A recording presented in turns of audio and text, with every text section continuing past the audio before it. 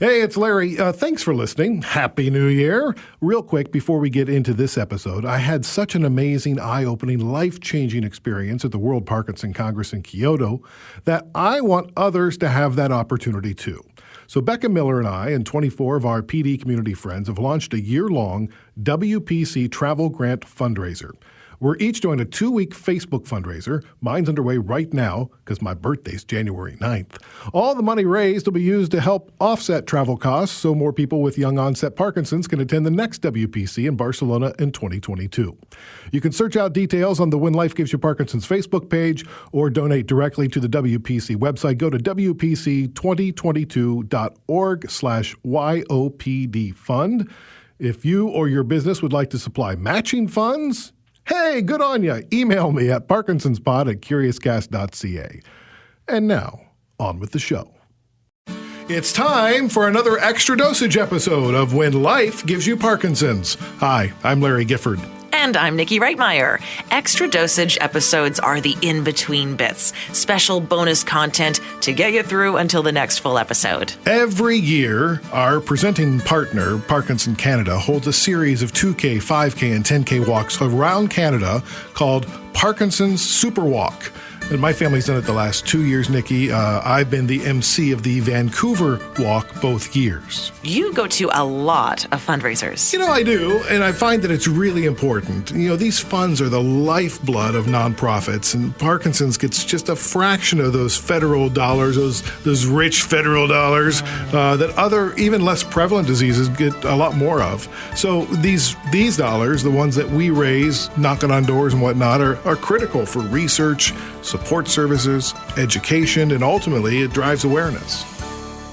So tell us about Superwalk. How is it different than the other fundraisers that you go to? Well, you know, it's sometimes there's auctions, sometimes there's big dinners or galas, or everybody does something different. You can sell candy bars. This is about walking, which, and the first time I heard about the Superwalk, it was right after I was diagnosed. And my big problem is my gait. And I thought, well, how cruel is this?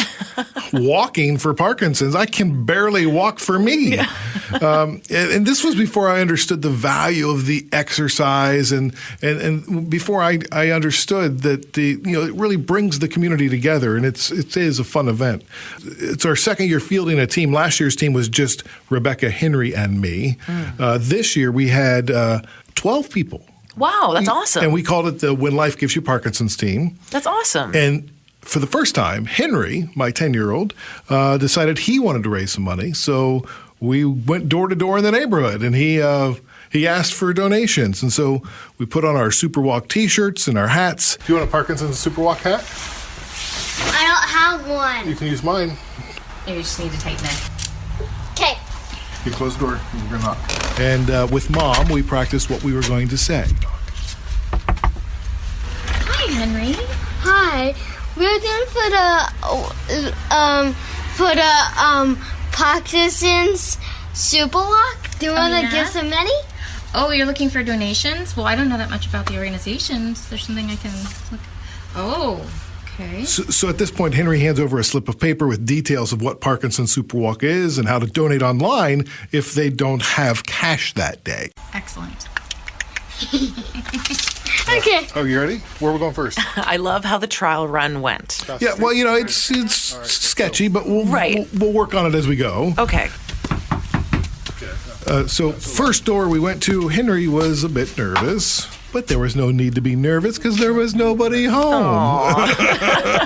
But you just keep going door to door. So we went to the next house, and hey, we were in luck. Hello, hello. Hi. How are Hi, you? neighbours. How are you? Pretty good. Good. We're doing for Parkinson's Superwalk. Uh-huh. And Donations. Donations. Oh, yeah. Mm-hmm.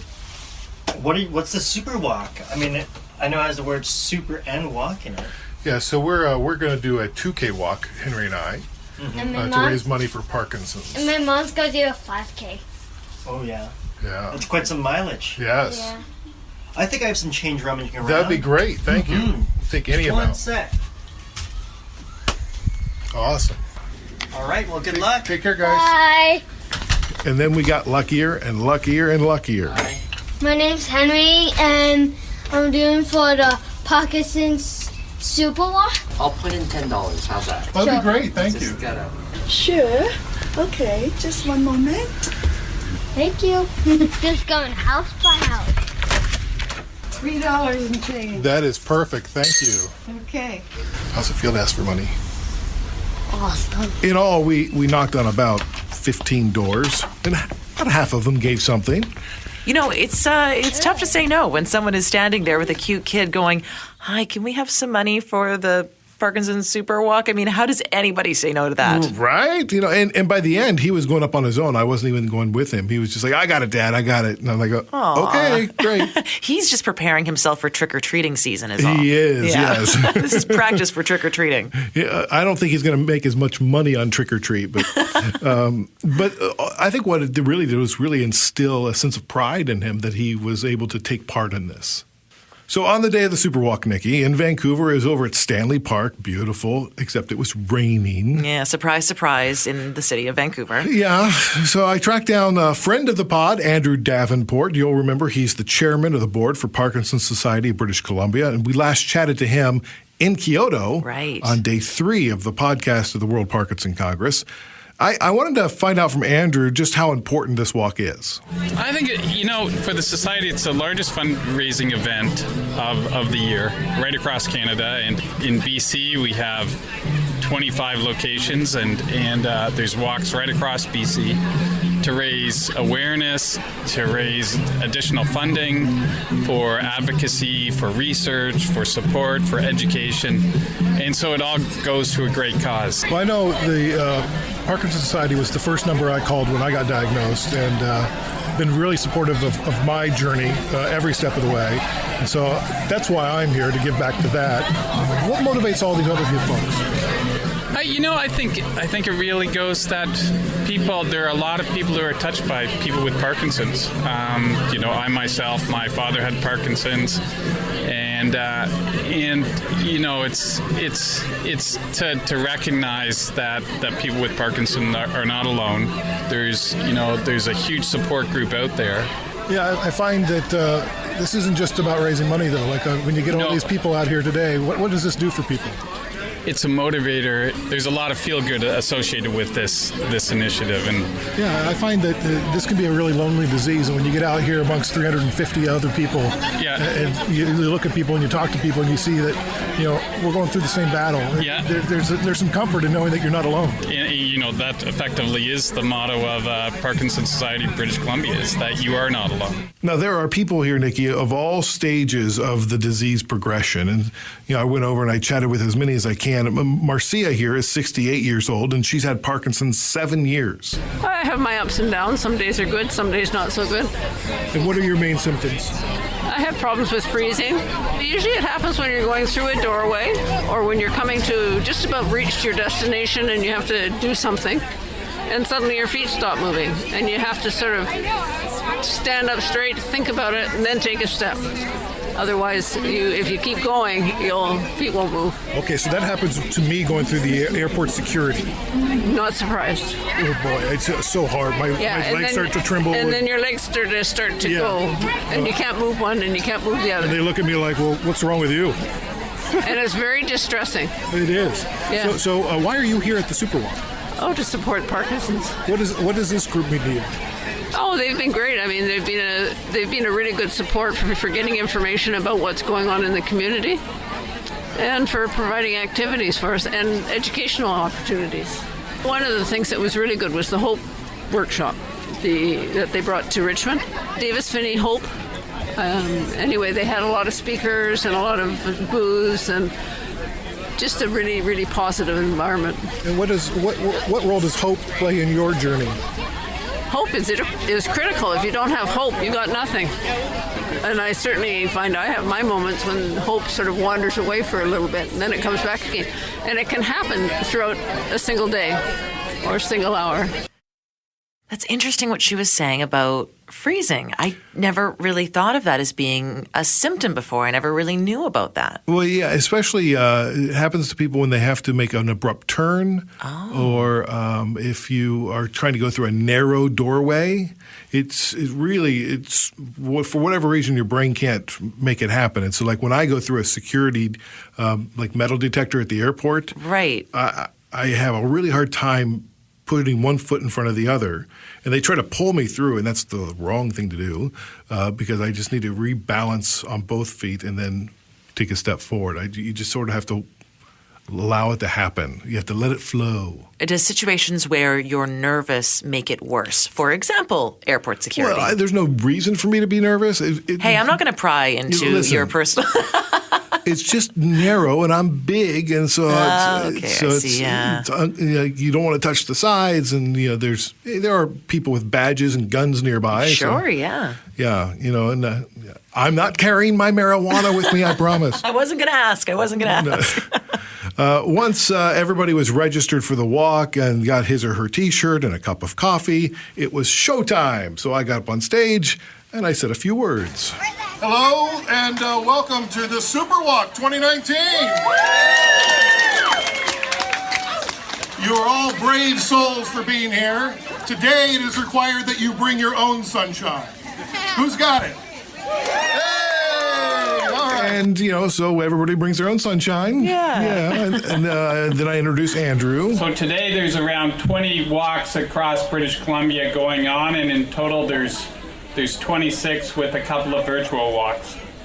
Your support here today helps us continue to offer life-changing programs and services for those people with Parkinson's.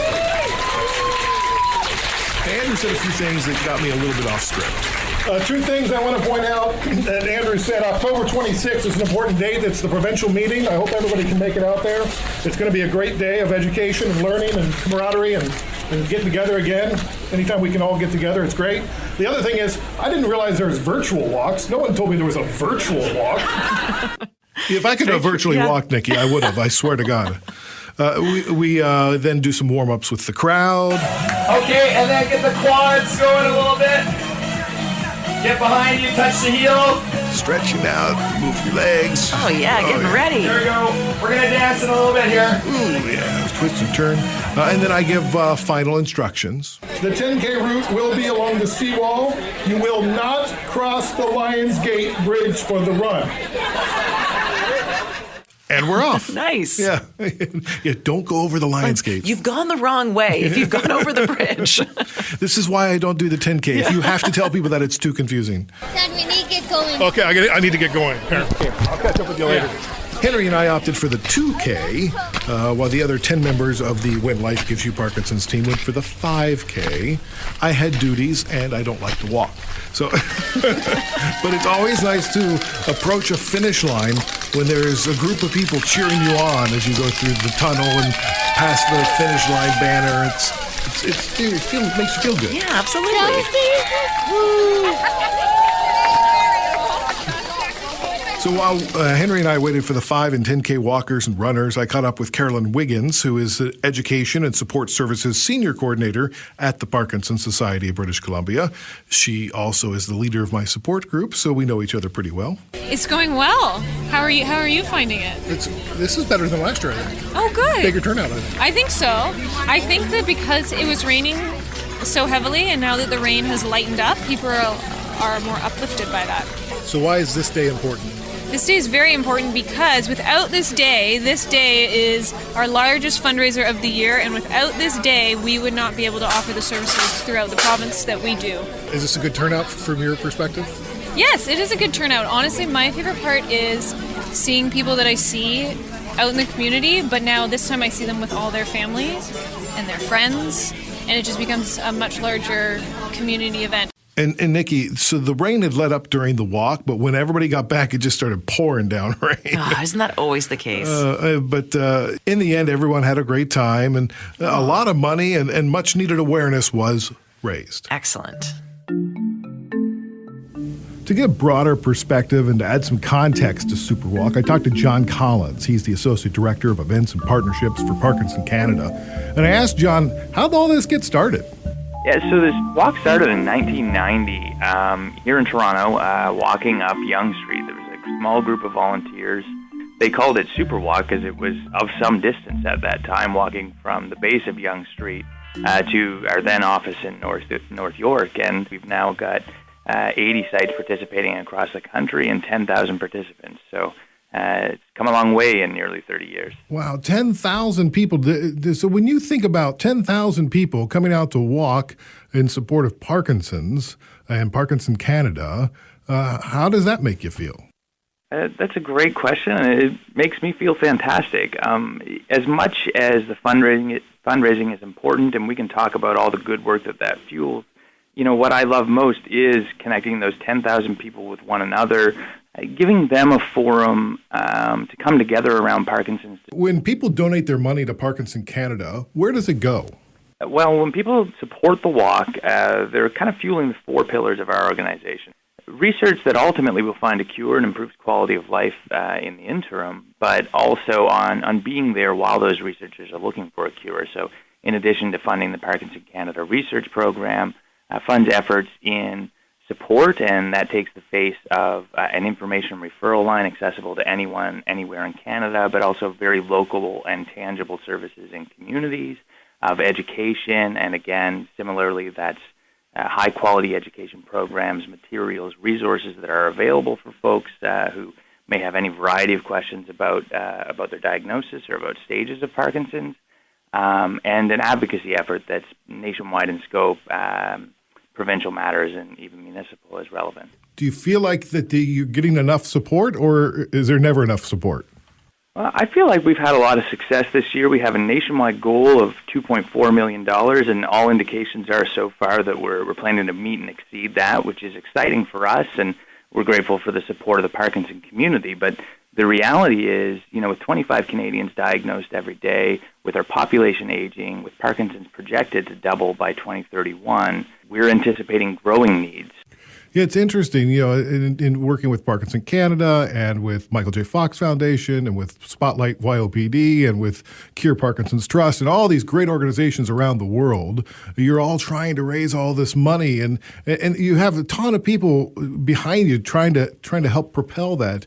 What is it about Parkinson's that it's just not getting the same kind of attention that some of the other diseases get? That's an interesting question, and I think we do so very well with people who understand Parkinson's as a priority. That's people who live with Parkinson's, it's people who are close to them, and people who really care about the people with Parkinson's in their lives, and perhaps have seen them struggle and also seen them succeed with their diagnosis. So, that audience, and we see it through Superwalk, is so supportive of each other and of organizations that you mentioned that are out there, wanting to make life better for them and, again, ultimately find a cure.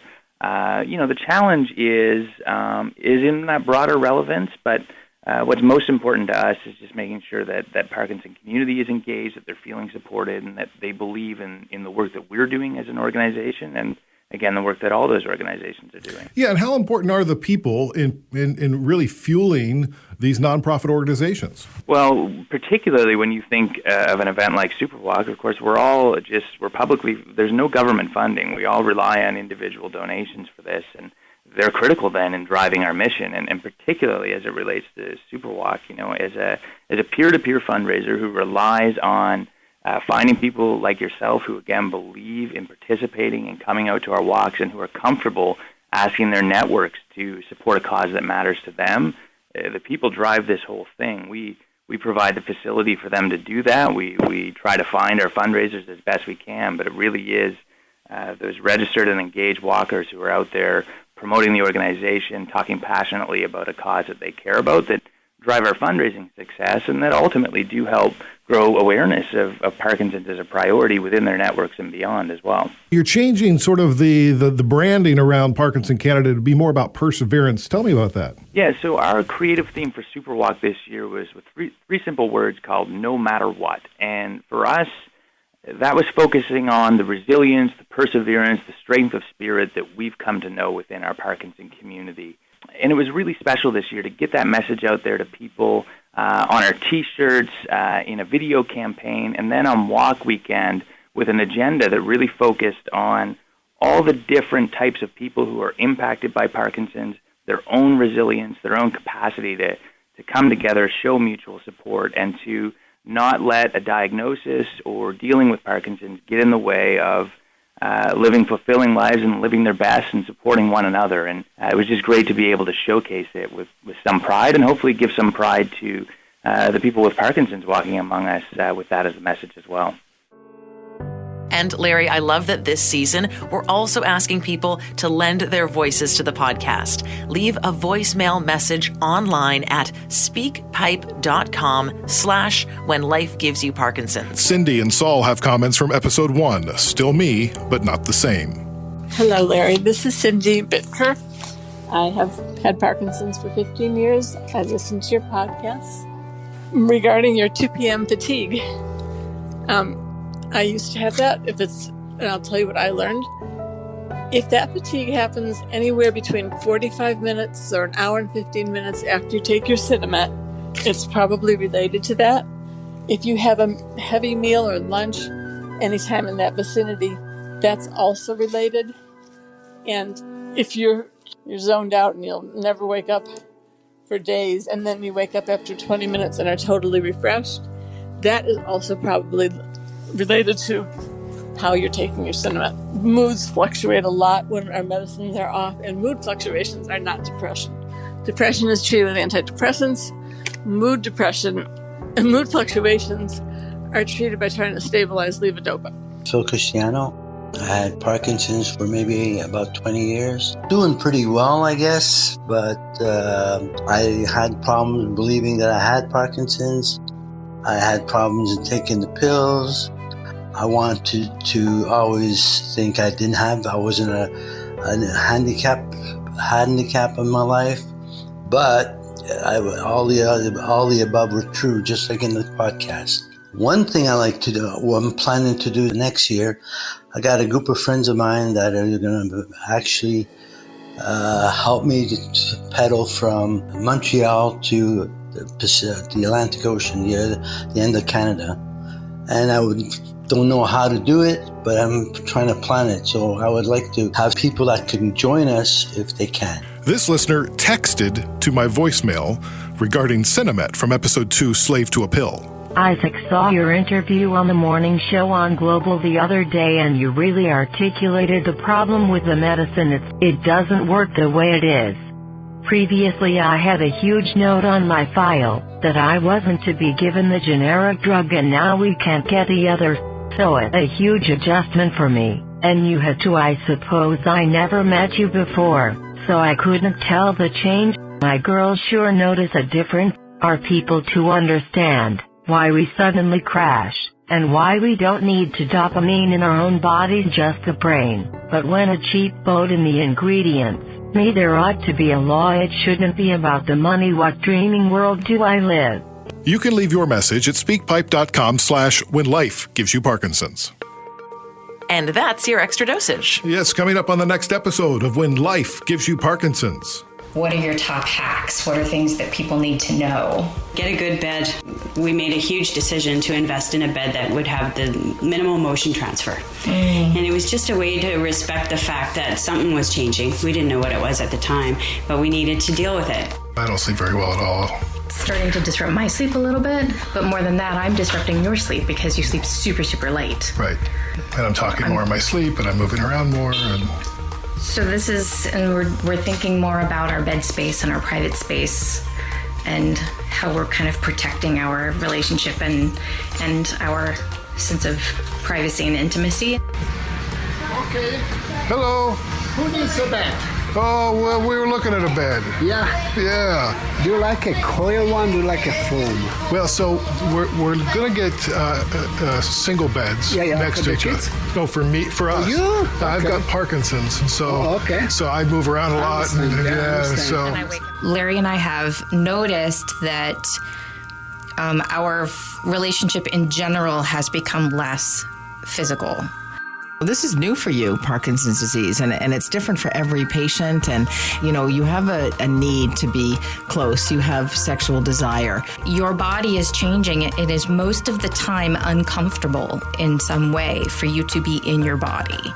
So I am just kind of backing off. See, and all along I was thinking I'm becoming less attractive and less desirable because I'm sick. The definition of a sexless marriage, generally speaking, is sex less than 10 times a year. So you were in a sexless marriage. You might theoretically still be in one, having only had it once recently. Yeah. I take a page out of Niki's book. Just do it. When Life Gives You Parkinson's is a Curious Cast podcast. Our presenting partner is Parkinson Canada, parkinson.ca. If you'd like to help spread the word, be sure to rate, review, and subscribe for free, of course, to this podcast. We're available on Apple Podcasts, Spotify, Google Podcasts, and everywhere you get your streaming audio. You can also listen at curiouscast.ca. Please engage with us on social media, Facebook, Instagram, Twitter. Just look up @ParkinsonsPod or email parkinsonspod@curiouscast.ca. And Larry, I love that this season we're also asking people to lend their voices to the podcast. Leave a voicemail message online at speakpipe.com/whenlifegivesYouParkinson's. And be sure to check out the show notes for more information about what you heard today. When Life Gives You Parkinson's is written and hosted by me, Larry Gifford, and Niki Reitmayer. Dila Velazquez is our story producer, and sound design by Rob Johnston. Keep positive. Keep exercising. And keep listening. We'll talk to you next time.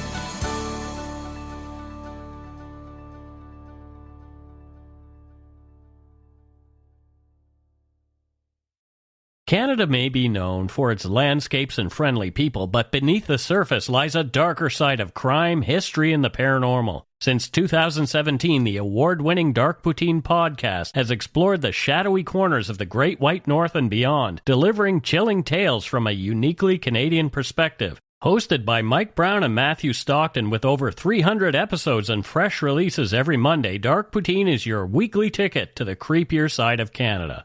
Listen to Dark Poutine on Apple, Spotify, Amazon Music, or wherever you get your podcasts.